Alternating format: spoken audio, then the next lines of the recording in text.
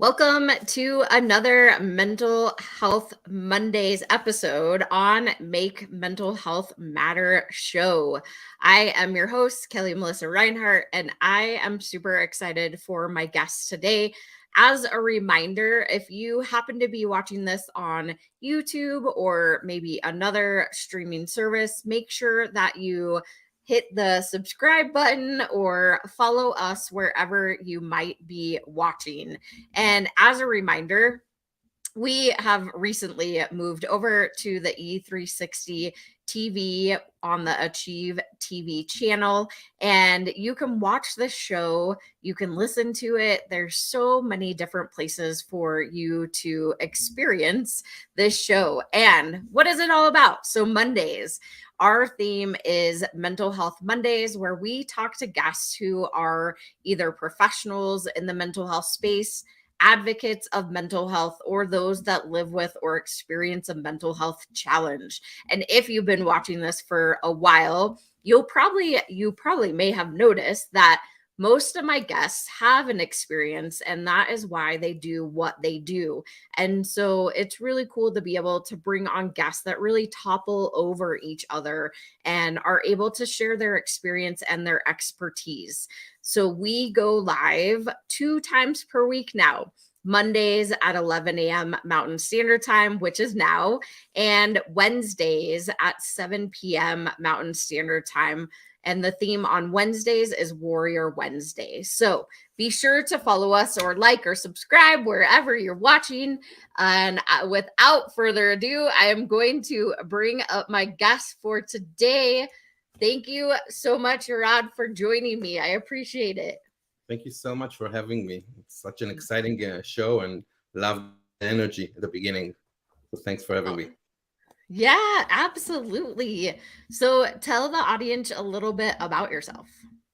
Okay, so first of all, thanks for having me. I'm the founder and CEO at Circles, and what we are doing is we are solving the loneliness of people that are dealing with all kind of mental health challenges, people that are going through life challenges like grief, separation, chronic illness, cancer, and all kind of things that we basically all go through during our life.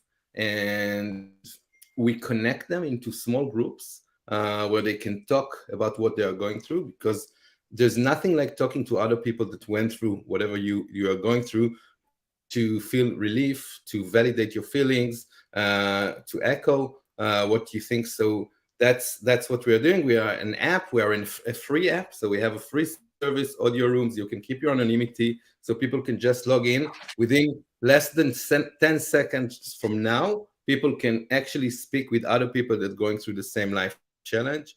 All the rooms are guided, moderated. So we have, like, for each room, we have a guide that was vetted by us and provided tools. Yeah, so that's Circles. I've been in the space of mental health in the last 20 years, maybe, working with, I started my career working with people dealing with mental health and in rehabilitation and vocational rehabilitation. So helping people find ways to get back or find their first job in the job market, help support them while they're building their career. We've been doing it both in Israel, in Europe, and also somewhere in the States. And we are providing services in that organization that I founded. We're providing services to thousands of people every year, which is more than 2,000, which is literally 3 times more than the state of Connecticut, for example. So really, like, supporting people in finding their job, finding a job, and finding their job in the job market. Oh, that's amazing.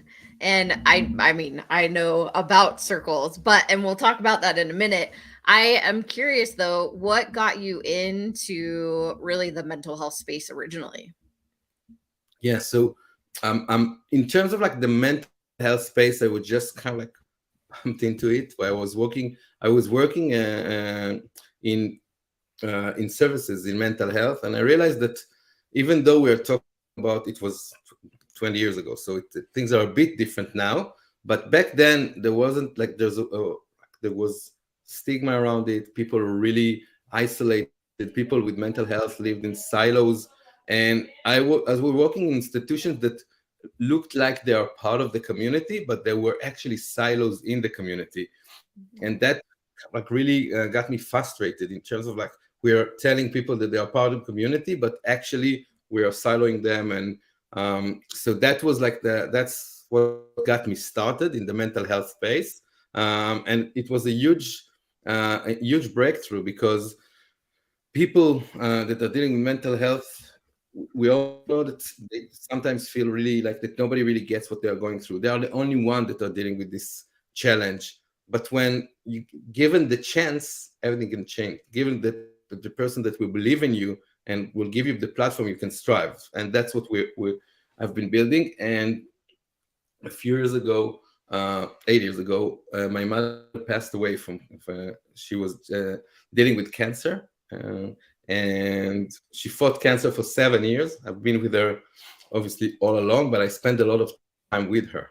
And while she was fighting with cancer, I saw how it impacted her mental health, and how on one hand she was feeling really lonely, really isolated. Nobody's really getting what she's going through.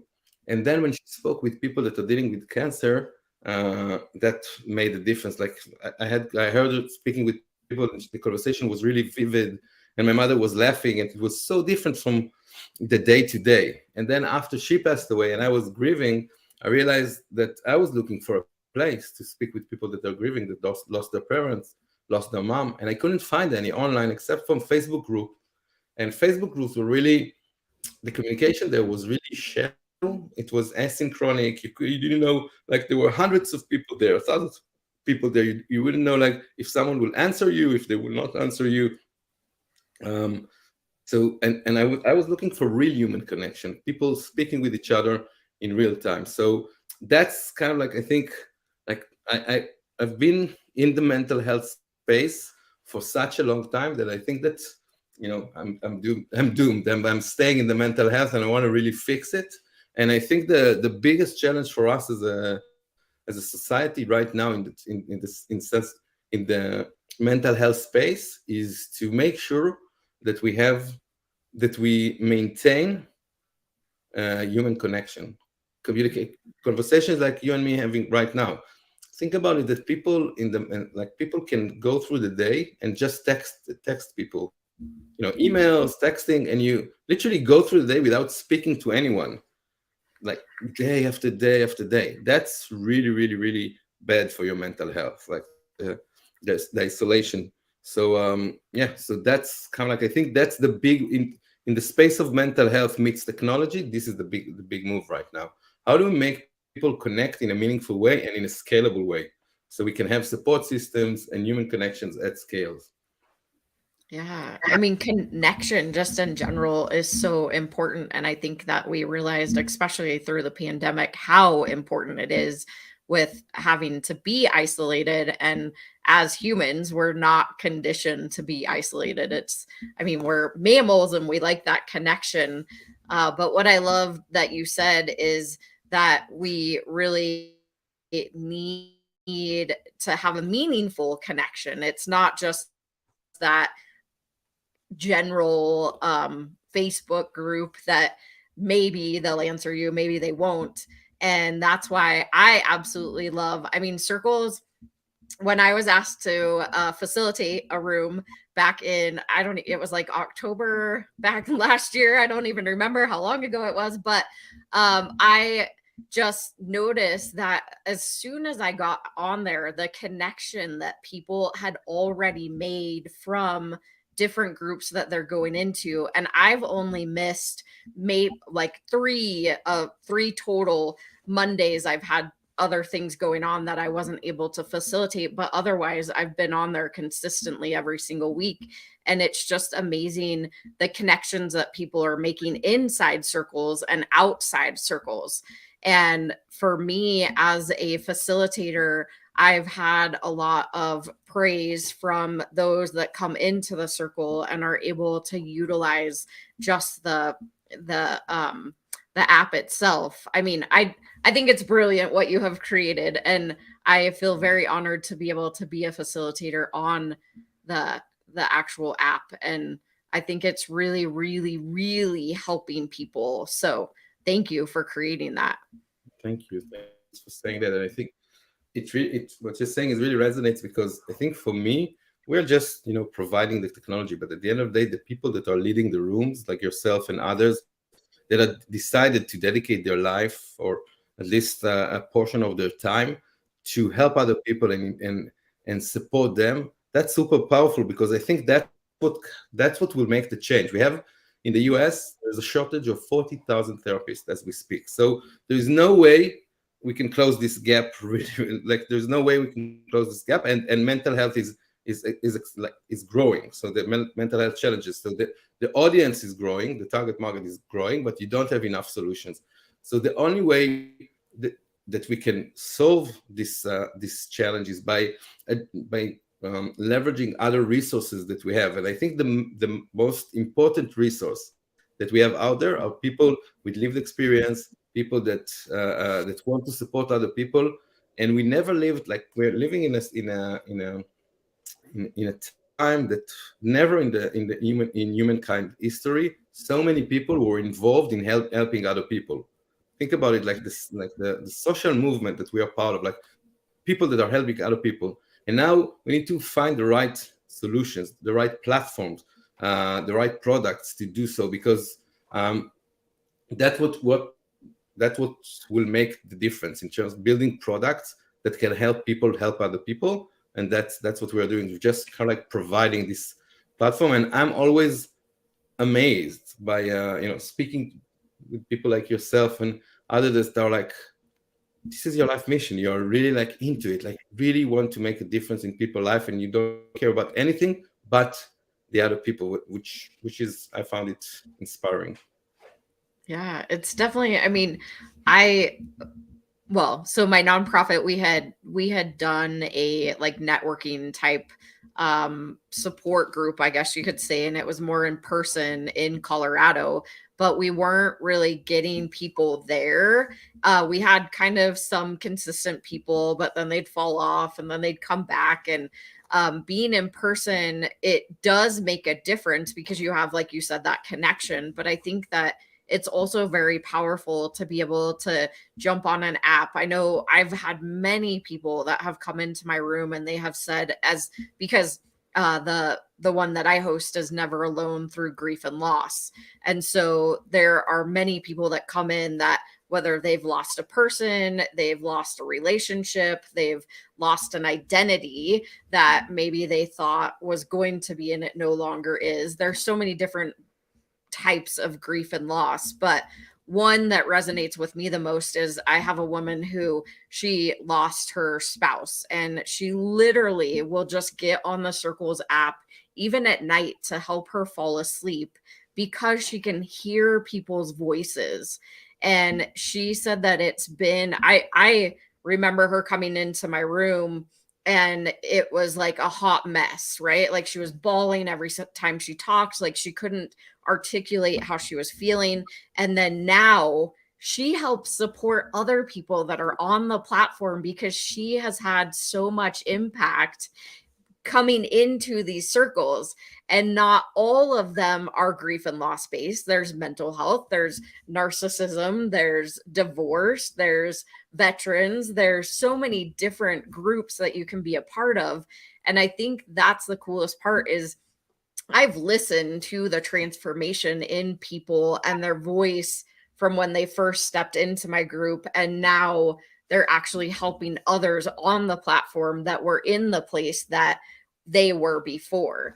So I can't tell you enough how much it makes me feel good as a facilitator to also hear that from others. Yeah.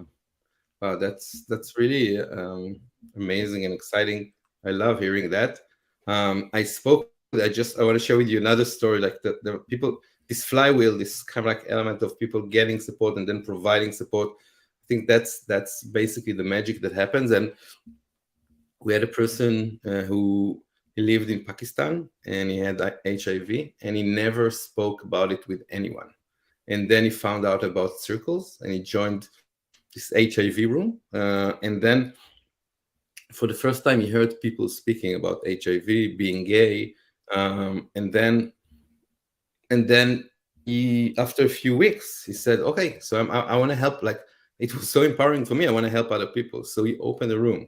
And then this guy from India, which Pakistan and India are not like best friends, but still, the both of them, even though they're not speaking the same language, they got into a room, and another guy from South Africa, and like, and at the end of the day, he helped supported this guy from India, and this guy from India also opened the room. So that was like this amazing, paid forward mechanism that is really amazing. Like people getting help and then providing help, and and then like the guests, the leaders of the room, they're becoming like grandparents because they have their children, and then their children have. So that's really amazing.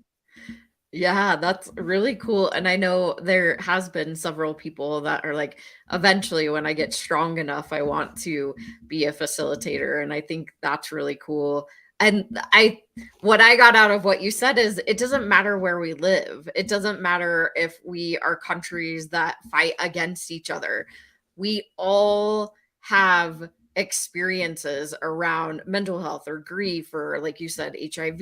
I mean, there's so many taboo issues that we don't talk about, but this platform gives you that space to be able to do that, right?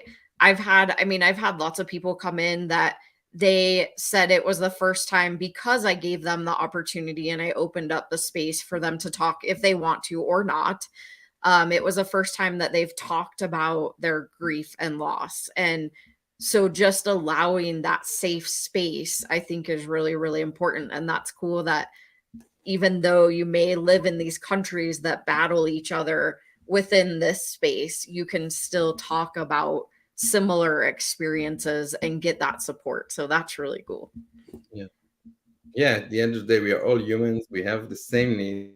We want to be appreciated, heard, loved. And when we are going through a challenge, it's more natural to be like feel shame or to feel embarrassed, and then it's really hard to share. But then when we open up, we found out that no matter what culture you come from, it's usually the case. Yeah, absolutely.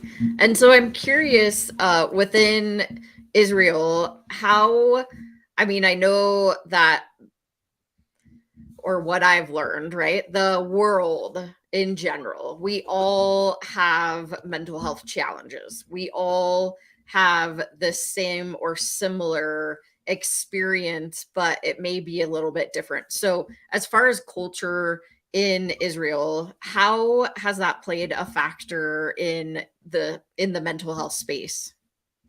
Yeah, so just as a side note, Circles is operating only in the US, and all of our users are in the US. But for us, like we have like this at Circles, we have a team in Israel and then a team in the US, mostly product. But I think that in terms of mental health in Israel, I think it's like in terms of the government services, we have, I think, one of the most advanced services in the world in terms of mental health, in terms of rehabilitation in the community. So usually, most of the services in most countries are around psychiatry, basically, and therapy.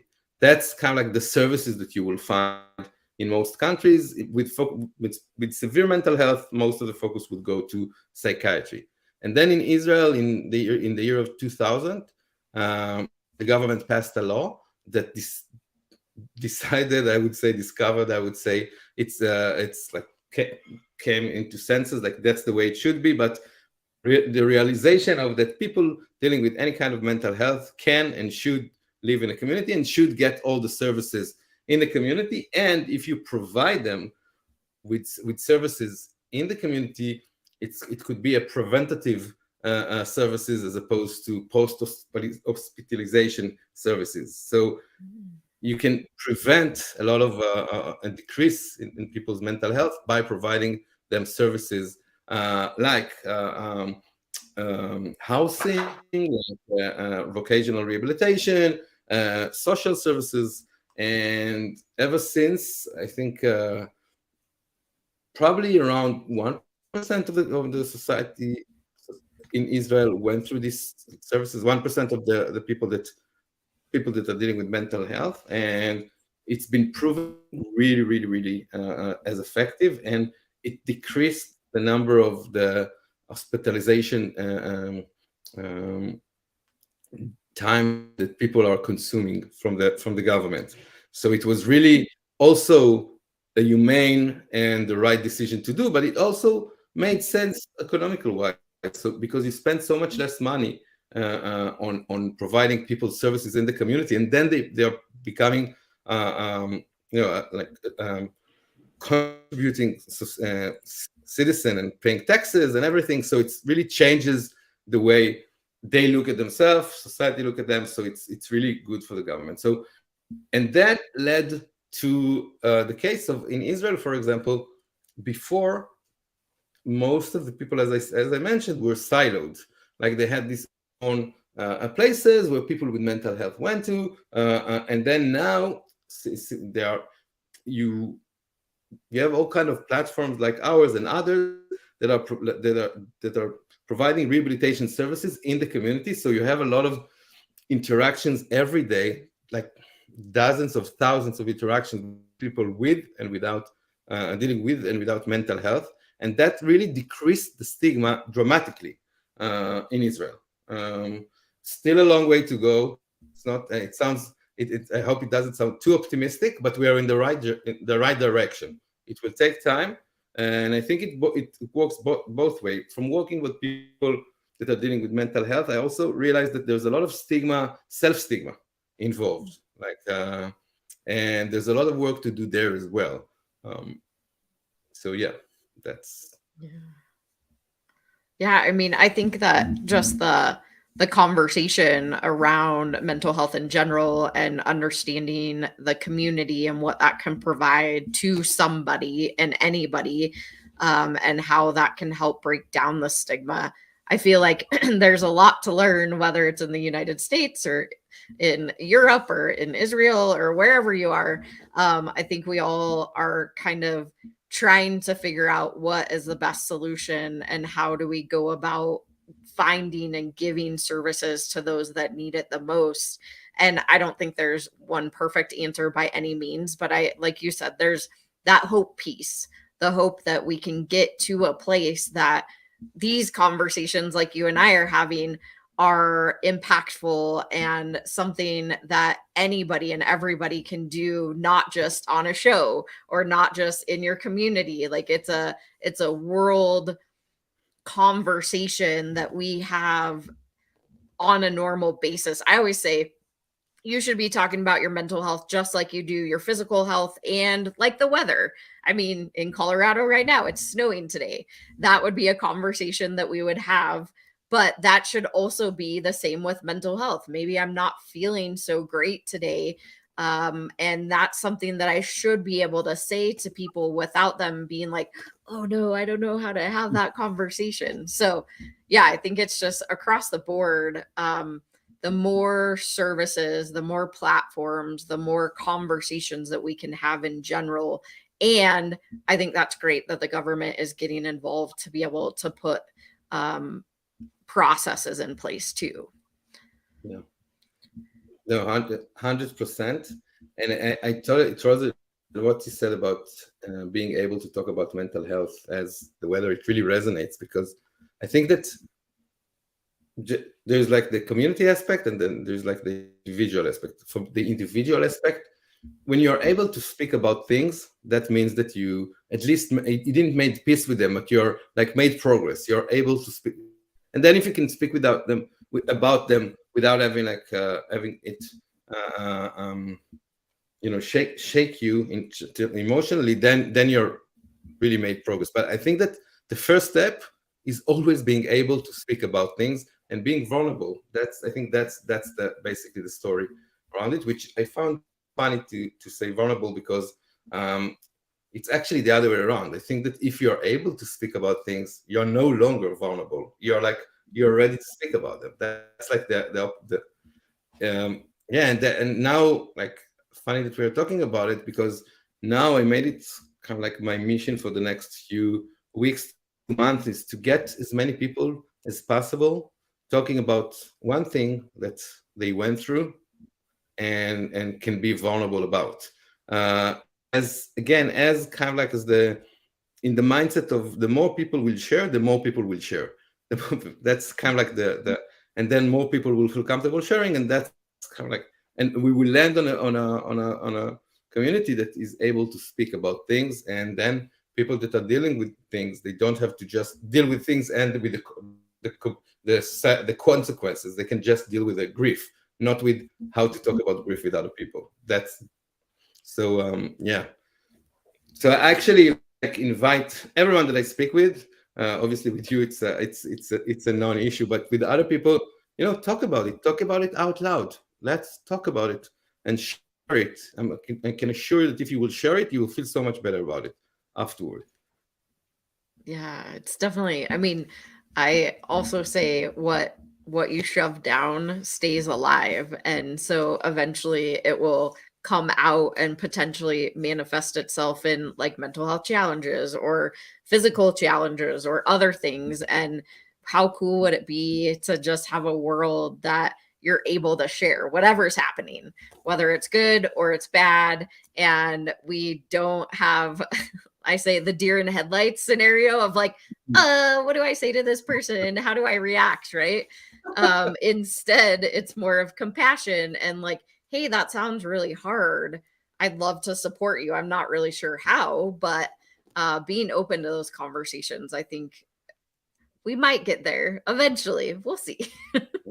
I'm confident that we will get there. Really, like, I'm confident we're getting there. Like, I can see, like, if I'm looking 5 years ago, 10 years ago, 15 years ago, it's changing. Like, more and more people are willing to talk about what they're going through, and that's kind of like a snowball. It will, yeah. Yeah, definitely. And I know you also have your own podcast, which I was able to go on. Do you want to talk a little bit about that? Sure. Yes. Thanks for mentioning it. The podcast it's called The Gooders, and it's literally practicing what we are preaching at Circles. I speak with people about their life challenge. I ask them to go into details, whatever they feel obviously comfortable with. But it's people that went through a divorce, grief, chronic illness. I just had last week Aaron, which is an autistic guy that leads a room at Circles, and he talked openly about him and autism and being an adult with autism. So, and the rationale behind it is that, again, if people hear other people speak about their stories, they will be able to share their stories as well. And I know as a fact that it's really working. Like, people are listening to this podcast and reaching out to us and saying like that it really made a difference for them hearing about other people talking about whatever they are going through. So it really normalizes what you feel. It validates what you feel, and that's kind of like the mission of this podcast. And thank you for being there. I think your episode was one of those episodes that really made a difference in terms of people listening to it and and getting a lot of value from. Well, thank you. I mean, I appreciate you bringing me on. And that's, I mean, why I also wanted to bring you on is just because I think the awareness around having these platforms, although all of us that are, we all facilitate the Circles room, sometimes it's hard to get the information out to beyond our little communities. But I think the important part is that we're consistently sharing and we're letting people know that this is a platform that's available, and you don't necessarily have to come in and tell your story. You also can just jump in and out of rooms and start listening to other people's stories. And like you just said, even with your podcast, is when somebody starts sharing their story, then you could potentially resonate with them. And I know even a lot of people that come into my room, they'll say, hey, I'm here just to listen. And that's okay. It's absolutely okay to go into a room and just listen. there are some rooms that don't have facilitators and they're directed by members on the platform, which those also sound really interesting because you can go in there and it's just kind of all your peers. It doesn't have a facilitator. I think the cool part, and I know you said that it just runs or it's just in the United States. I have had some people that have jumped into my room from like New Zealand and Australia. So the word's getting out. I don't know if you necessarily are marketing to Europe, but there are people that are jumping on from Europe too. So yeah, that's amazing. Exciting to hear that. yeah. Is it something that you're looking to go worldwide with, or how does that look? So definitely we are building like this iconic company where, like, as you go for for your social life, you would go to Facebook or Instagram. For your professional life, you go to LinkedIn. So for dealing with life challenges, you go to Circles. So whenever you want real human connection in instant, you will go to Circles. So definitely the vision is to serve all those needs in the world. But we were specifically focused in the United States, first of all, because that's the first market we are operating in.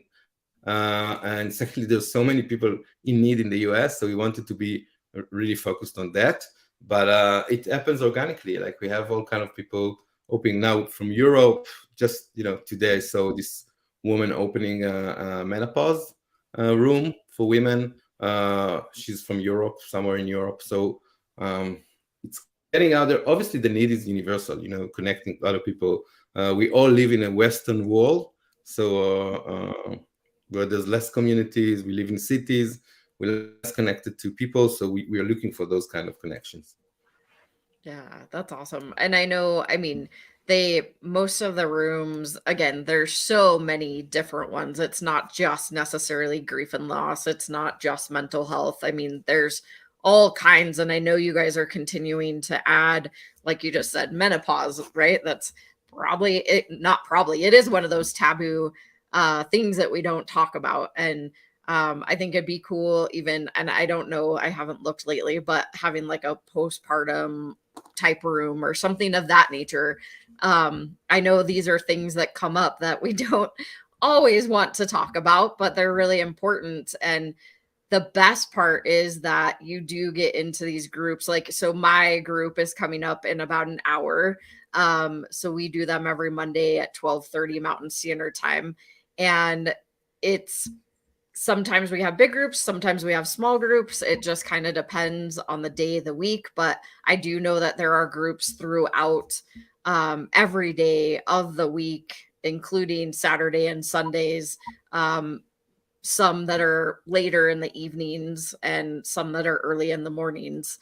And so I think just the community, I do love that you added pictures. So if somebody wants to, you can kind of put a face with a name if you choose to. But the coolest part about Circles, I think, at least for me, is that you can come in and you don't necessarily have to name yourself your name.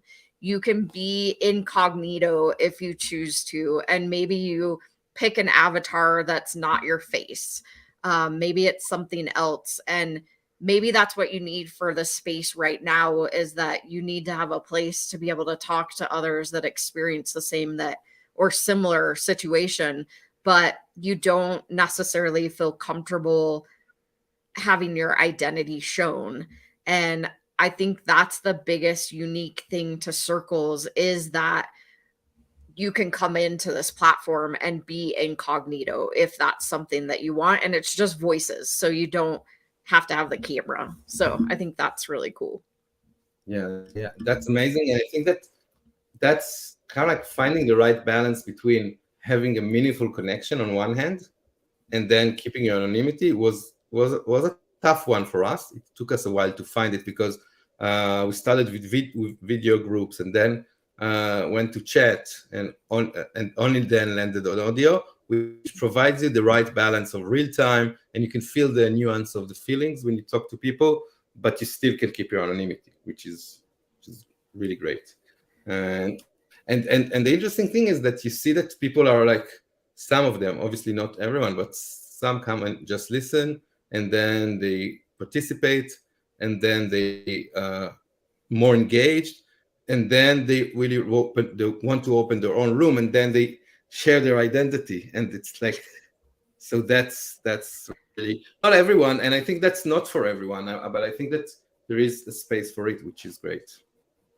Yeah, I didn't realize that you went video to chat to voices. So that's cool to have the background of it. And I do know that you also provide a space that they can do video after. So there's a paid model also that you can have even more features and more access. Do you want to talk a little bit about that? Yeah, so actually right now we're providing like a weekly sessions with a mental health expert, like could be a grief coach or a divorce coach, and they're small groups, 6 to 10 people, and it's always the same groups.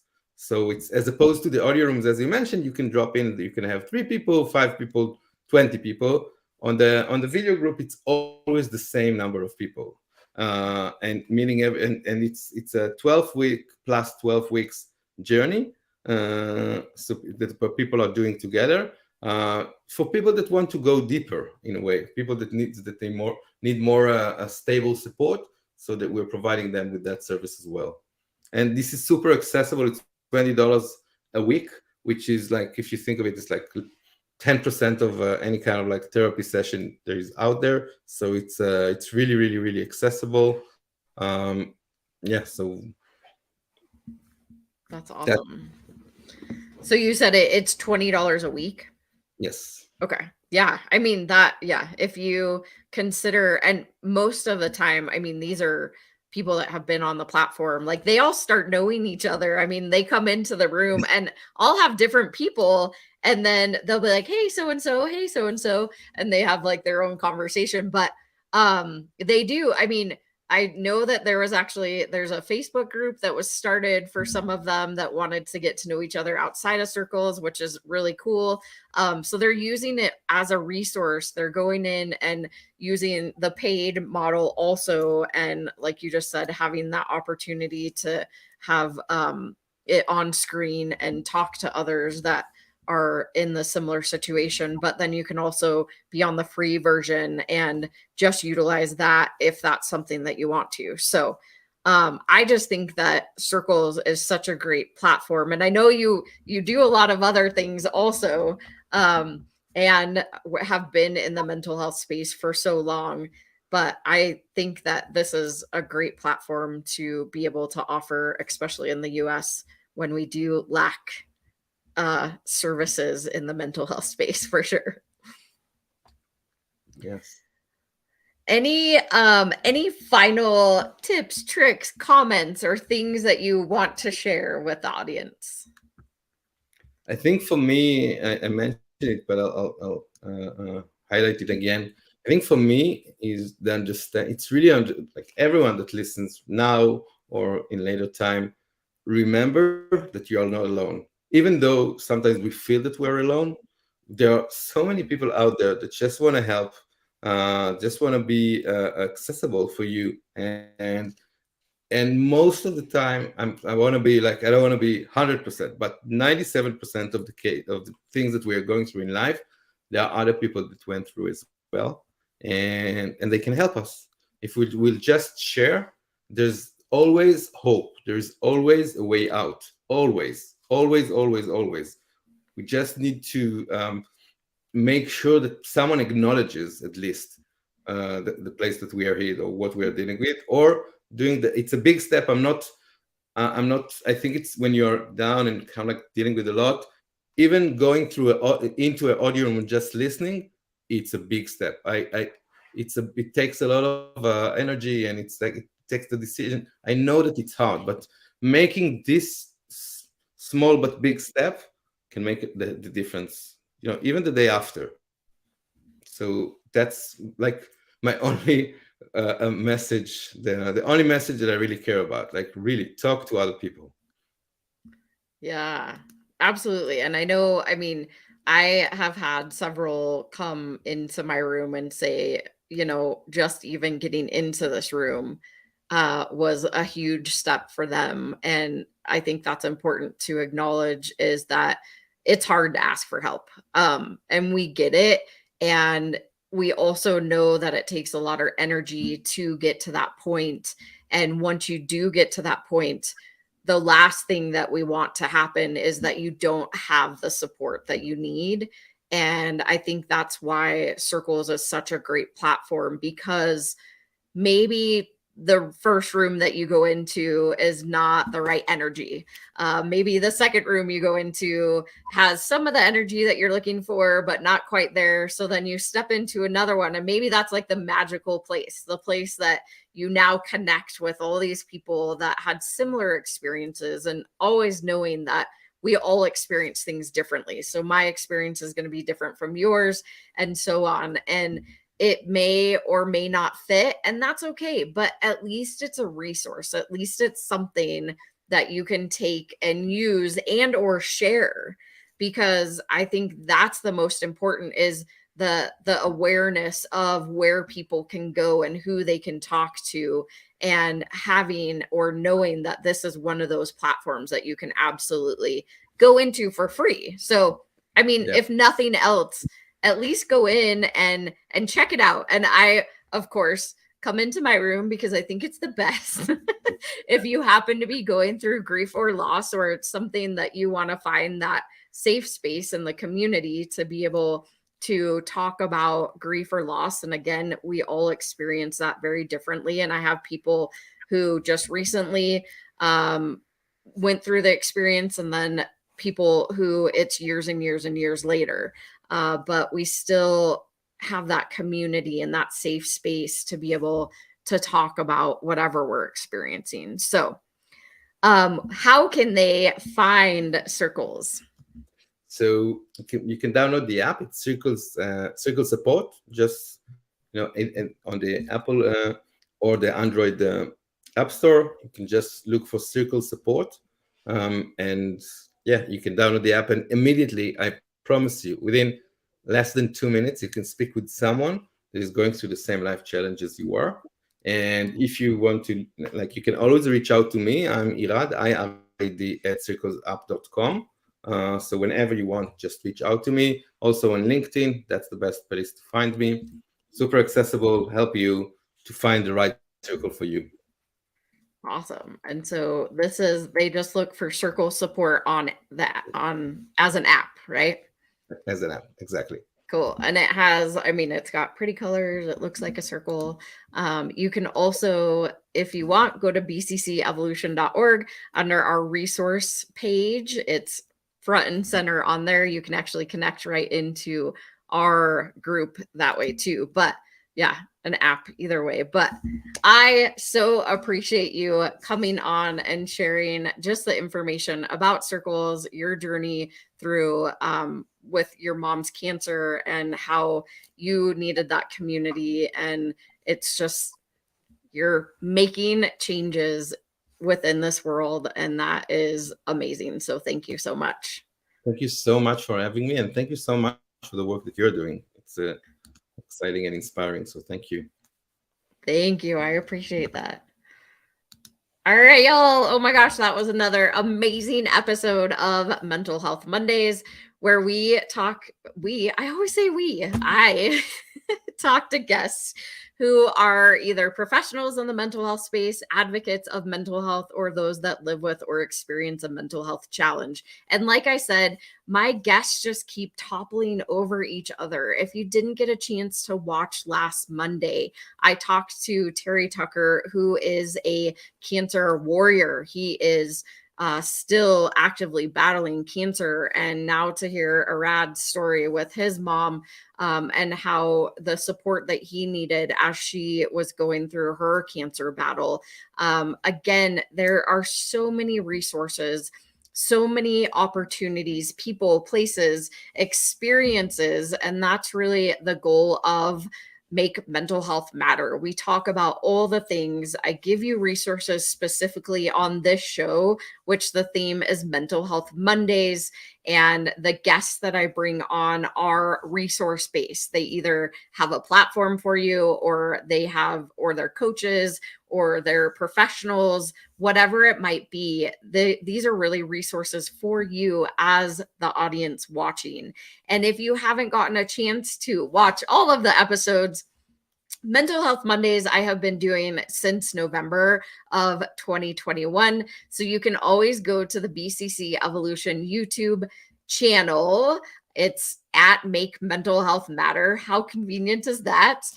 And you can watch all of the previous episodes. You can also actually go to BCC. I'm like, which way do I go? BCCevolution.org. And under Mental Health Mondays, we have all of the previous episodes there. There was 65 up to the point of when we stepped over to E360 and Achieve TV channel.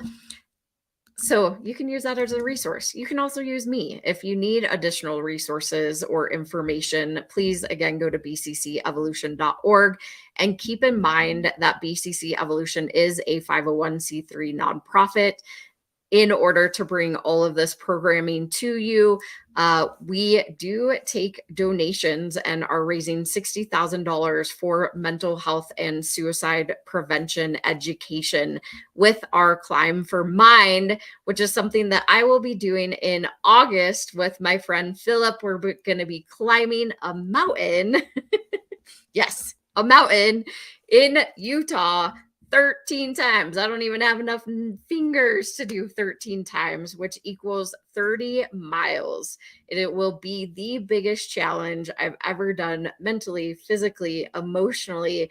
And I'm doing it all, both of us are doing it all in the name of mental health and suicide prevention education. So you can also find out more information if you go to bccevolution.org and go to the donate page, and all of the information for that is there. But the most important thing is you are not alone in this fight, and you really truly matter. And we want to make sure that you have all the tools in your tool belt that you need. So again, go to the homepage of BCC Evolution and download your free guide. It's 7 strategies for mental wellness. And it also gives you access to our safety and self-care plan, which you can fill out and ultimately may be that helpful tool in your tool belt for those times when you may be at a low of a low. So please go download